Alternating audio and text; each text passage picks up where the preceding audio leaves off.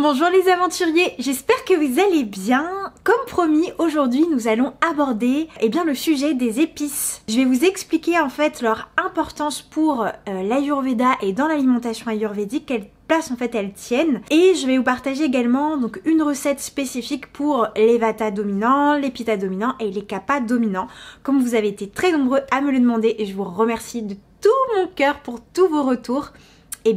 Ça sera chose faite dans cette vidéo. Mais avant de commencer le sujet des épices, n'oubliez pas de liker la vidéo pour m'aider à faire connaître la chaîne, pour me dire aussi si cette vidéo vous a plu et à me laisser un commentaire quand vous aurez terminé de voir cette vidéo pour me faire un retour sur ces recettes. Et parce que les commentaires, comme vous le savez, c'est la meilleure des aides pour aider en fait vos créateurs de contenu préférés à se faire connaître et à continuer à partager leur message. Pour ma part, c'est un message de santé, de bonheur, de joie à travers l'Ayurveda et j'espère de tout cœur que cette nouvelle vidéo vous plaira. Alors pourquoi les épices sont si importantes pour l'Ayurveda ? Comme vous le savez peut-être, le feu digestif qu'on appelle Agni tient une place en fait prépondérante dans la santé d'un individu. Parce que c'est par le feu digestif qu'on va absolument tout métaboliser, digérer, absorber, transformer. Donc c'est ce qui va nous permettre en fait d'aller nourrir nos tissus, d'aller créer donc le sang, la lymphe, les muscles, le gras, les os, la moelle osseuse, les tissus reproducteurs. C'est ce qui va permettre d'aller nourrir nos cellules, d'aller nourrir notre joie, d'être dans le contentement, d'avoir des pensées positives, de bien digérer aussi les événements de vie que l'on va vivre tout simplement. Parce que en fait l'Ayurveda dit qu'il n'y a pas de déséquilibre si le feu digestif est sain et optimal. Donc les épices en fait vont avoir cette capacité là à s'adresser directement au feu digestif. Donc on va pouvoir les utiliser pour les personnes par exemple qui vont souffrir de toxines, pour les personnes qui ne vont pas bien digérer, qui vont avoir un feu digestif trop lent ou un feu digestif des fois trop rapide ou parfois irrégulier aussi. Ça va vraiment permettre de rétablir la santé du feu digestif. Donc ça a vraiment une visée en fait thérapeutique. Ça va permettre aussi de représenter les 6 saveurs. Si vous avez lu mon livre, le grand livre de l'alimentation ayurvédique aux éditions Le Duc, vous avez vu que j'ai parlé des saveurs et j'ai expliqué en fait la cartographie d'un aliment selon l'Ayurveda. Et les 6 saveurs, donc on a le sucré, l'acide, l'amer, l'astringent, le salé et le piquant, vont permettre en fait de créer de la satiété. Donc quand on va manger un aliment, un mélange d'aliments, un repas, ça va nous permettre de ne pas être frustré, de bien métaboliser le repas, donc de bien l'absorber, de bien le digérer parce que ça va venir en fait créer un équilibre, jouer sur toutes les forces. Donc les épices en fait vont permettre d'équilibrer les doshas parce qu'elles vont avoir une affinité particulière avec certains doshas de par les éléments qui sont représentés en fait dans ces épices. Par exemple, la saveur sucrée va représenter l'eau et la terre. La saveur salée va représenter l'eau et le feu. Donc l'eau et le feu, vous savez que ça augmente Pitta et ça augmente aussi Kapha avec l'eau.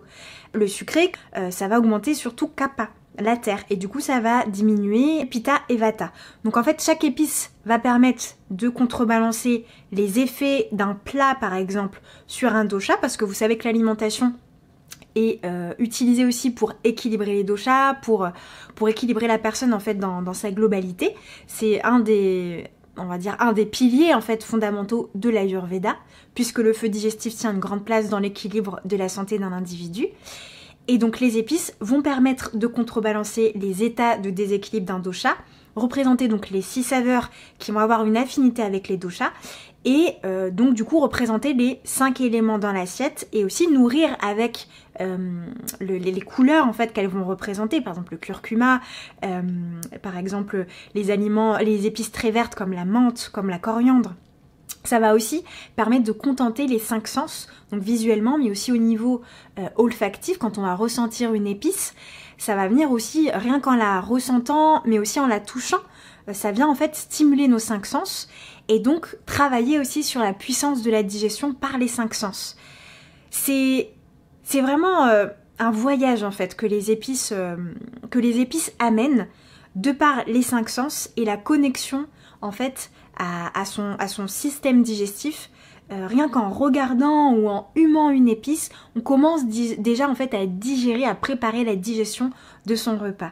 Et ça c'est vraiment très beau. Par exemple, un des conseils que je donne souvent, c'est de ressentir l'épice avec son nez et de voir dans le plat si, par exemple, quand on est vraiment connecté, on va ressentir en fait quelle épice va aller avec quel plat. Je sais pas si vous faites une poêlée de courgettes avec de l'ail par exemple et du riz à côté, vous allez essayer de sentir les mélanges d'épices, déjà ceux qu'on pourra faire juste après, mais aussi par exemple des mélanges comme le garam masala, comme du curry, comme du ras el hanout, voilà, du massalé, etc. Et vous allez essayer de ressentir et de vous dire ah oui, tiens, ça je le sens bien, je sens que c'est ça qu'il me faut là, dans l'instant présent avec ce repas que j'ai créé. C'est vraiment ça qu'il me faut pour pouvoir équilibrer mon système digestif et mon corps en fait. Et il faut vraiment aussi vous faire confiance dans le choix de vos épices. Les épices vont aussi permettre de contrebalancer les énergies de vos aliments et donc de restaurer un équilibre dans l'assiette. Par exemple, si vous allez, je sais pas, manger quelque chose qui est très lourd à digérer, qui est gras, qui est lourd et qui va nécessiter beaucoup d'efforts à votre feu digestif, et ben vous allez venir en fait dynamiser la digestion par des épices qui vont supporter en fait cette lourdeur. Donc par exemple si vous mangez de la viande avec un plat de pommes de terre, eh bien il y a des épices comme ça qui vont permettre de bien digérer. On va avoir le curcuma qui va être aussi asséchant. On va avoir le gingembre qui va assécher également, les graines de moutarde. Donc en fait on va venir vraiment identifier les qualités des épices, donc le potentiel énergétique, le côté froid, chauffant, mais aussi la caractéristique en fait de l'épice. Donc ça, comment on le sait, c'est avec les textes classiques en Ayurveda. Il y a tout un tas d'épices qui sont décrites dedans, et vous en retrouverez aussi dans mon ouvrage, le grand livre de l'alimentation ayurvédique aux éditions Le Duc, où j'ai présenté quelques épices phares. Alors elles n'y sont pas toutes bien sûr, mais il y en a quelques-unes comme le cumin, comme le curcuma, comme le fenouil, comme le gingembre, etc. Et je vous ai mis la carte d'identité ayurvédique, donc issue des textes classiques, qui est à l'intérieur. Et sinon, de toute façon, je vais vous proposer des mélanges pour que vous puissiez en fait avoir un mélange à disposition, sachant que vous avez aussi un côté contrepoison dans les épices qui est utilisé pour, encore une fois, restaurer l'équilibre. Donc ça aussi, vous allez le retrouver en fait dans mon ouvrage. Donc pour bien sélectionner vos épices, c'est vrai que c'est pas toujours évident de trouver des marques de qualité. Pour ma part, en fait, j'utilise beaucoup la marque Cook. Donc vous savez, c'est la petite marque avec le petit pélican au-dessus. C'est vrai que leurs épices sont vraiment de très bonne qualité. On le ressent en les sentant en fait et en les goûtant. C'est vraiment des épices qui se conservent bien et qui ont de bonnes propriétés. Par contre, c'est relativement cher. Pour un petit flacon comme ça, en fait, c'est souvent dans les 4 €. C'est vraiment pas donné. Sinon, vous avez aussi des petits fournisseurs en fait d'épices. Alors, je vous en ai pas encore parlé, mais en fait, je travaille actuellement sur un projet d'élaboration d'infusion ayurvédique qui verra le jour pour les fêtes de fin d'année. Je vous communiquerai tout ça en fait sur les réseaux sociaux, Facebook et Instagram. Si jamais vous me suivez pas encore dessus, n'hésitez pas à venir me rejoindre. Donc ça s'appelle Les Aventures Vertes de Sophie, tout simplement, sur Instagram et Facebook. Et en fait, je travaille avec un importateur d'épices pour qui j'ai eu un gros coup de cœur, donc qui importe des épices d'Asie, du Népal, de l'Inde, qui sont cultivées sans pesticides. Et ça, c'est vrai que c'est très important pour moi de vous proposer des ingrédients sans pesticides. Ils n'ont pas encore le label bio parce que ça coûte trop cher, mais c'est sans pesticides. Et du coup, c'est vraiment des épices de très très bonne qualité. Et en fait, ils commercialisent aussi les épices de manière indépendante. Donc par exemple, vous pouvez trouver en fait du pipali, qui est pas toujours facile à trouver, que vous pouvez trouver sur leur site. Donc ça s'appelle Fin Gourmet. Donc c'est vraiment des épices de très bonne qualité. Et donc voilà, je vais concevoir ces épices, ces mélanges d'épices pour les fêtes de fin d'année, comme je vous le disais. Il va y avoir tout un tas d'autres projets comme l'oracle sur l'Ayurveda, le premier oracle sur l'Ayurveda qui va sortir, sur lequel je suis en train de travailler avec quelqu'un d'extraordinaire. Je vais aussi écrire d'autres ouvrages qui vont venir en 2022 sur l'Ayurveda pour encore plus vous partager sur l'Ayurveda, vulgariser cette jolie médecine qui me passionne tant. Et voilà, chaque chose en son temps, mais il y aura plein de projets à vous partager. Et pour être tenu au courant de tout ça, n'hésitez pas à me suivre sur les réseaux sociaux. Donc voilà pour les petits conseils, les petits importateurs de préférence quand vous pouvez et que vous savez que la qualité est bonne. la marque Cook. Sinon il y a aussi la marque, moi j'aime beaucoup aussi la marque La Vie Claire, du magasin bio La Vie Claire. C'est pas trop cher et c'est vrai qu'aussi elles sont vraiment de bonne qualité en règle générale pour ce qui est des graines et aussi des mélanges d'épices, et je pense que c'est quand même moins frelaté. J'ose espérer que je ne dis pas de bêtises par rapport au magasin bio, mais je pense quand même qu'il y a une traçabilité, une surveillance qui est quand même plus accrue que dans la grande distribution pour les mélanges d'épices. Moi j'achète mon curry par exemple chez La Vie Claire, enfin tout un tas d'autres mélanges d'épices, et j'ai jamais été déçue en tout cas par l'efficacité de ces épices. Donc pour Vata, on va surtout utiliser des épices carminatives, donc qui vont aider à réguler l'irrégularité et la faiblesse du feu digestif des Vata, à diminuer le côté ballonnement et gaz qu'on peut avoir quand on a beaucoup de Vata dans le système digestif, quand Vata est déséquilibré. Donc je vous montre comment on fait ce petit mélange. Donc pour ce mélange, on va avoir besoin de graines de cumin, de sel rose de l'Himalaya, d'asafoetida, de graines de fenouil, de thym, de menthe verte, de clous de girofle, de graines de coriandre. Donc pour les dosages, une cuillère à soupe de graines de cumin, une cuillère à soupe de graines de fenouil, 7 clous de girofle, une cuillère à soupe de graines de coriandre et de menthe, et une demi-cuillère à soupe de thym. Puis on mixe le tout. Alors personnellement, en fait, je laisse toujours un petit peu des morceaux de cosse. C'est-à-dire que je la réduis pas totalement en poudre, c'est vraiment en petits morceaux pour que ça soit plus simple à utiliser. Mais vous pouvez tout à fait le moudre jusqu'à ce que ça devienne vraiment une poudre. Mais moi j'aime bien quand il y a un petit peu de morceaux en fait d'épices. Je trouve que ça marque vraiment la saveur de l'épice. C'est pour ça que j'aime bien ce côté-là, c'est-à-dire entre la poudre et le morceau d'épices.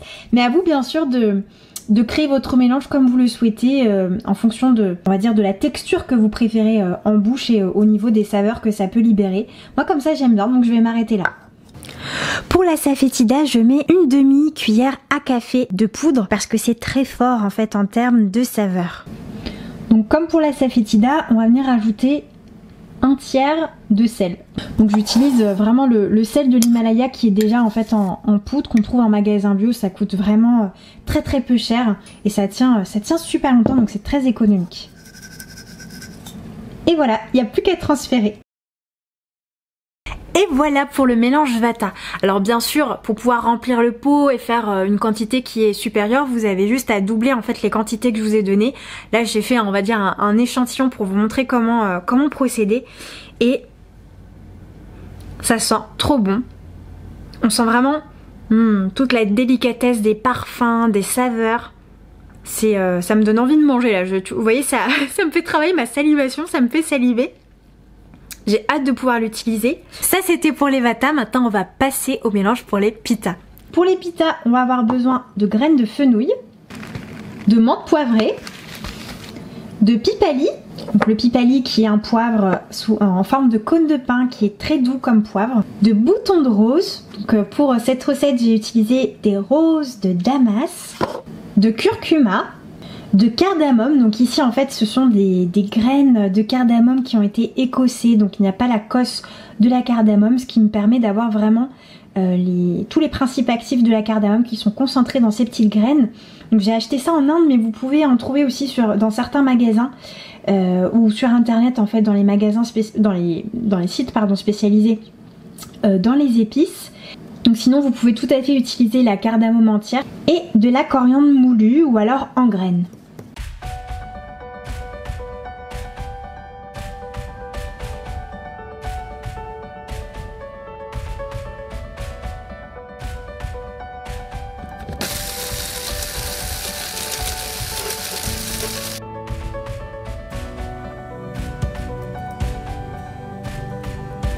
Donc je vais venir ajouter ensuite nos poudres. Une cuillère à soupe de poudre de coriandre et une bonne cuillère à café de curcuma.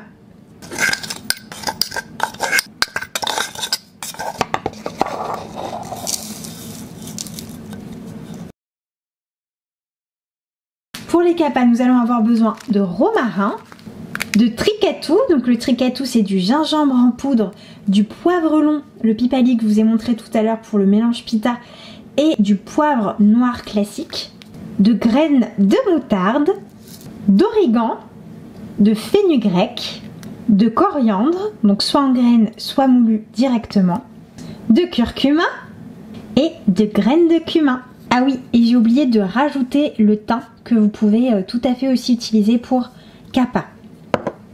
Donc même procédé, on va venir mettre une à une nos épices. Donc, une cuillère à soupe de romarin, une cuillère à soupe de thym, une cuillère à soupe de graines de moutarde, une cuillère à soupe de cumin, une cuillère à soupe d'origan. On va venir mettre une cuillère à café de curcuma en poudre, une cuillère à café de coriandre en poudre et une demi-cuillère à café de poudre de fenugrec.